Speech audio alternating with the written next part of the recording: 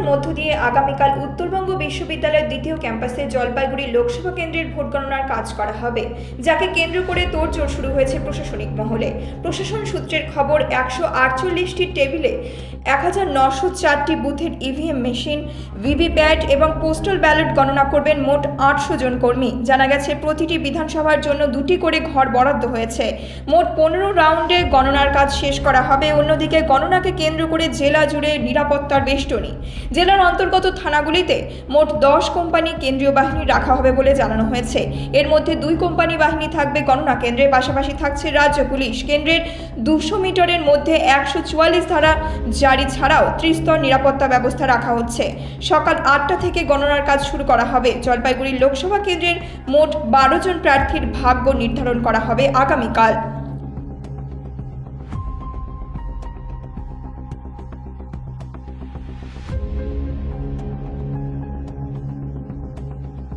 জলপাইগুড়ি থেকে দিব্যেন্দু সিনহার report, news metro.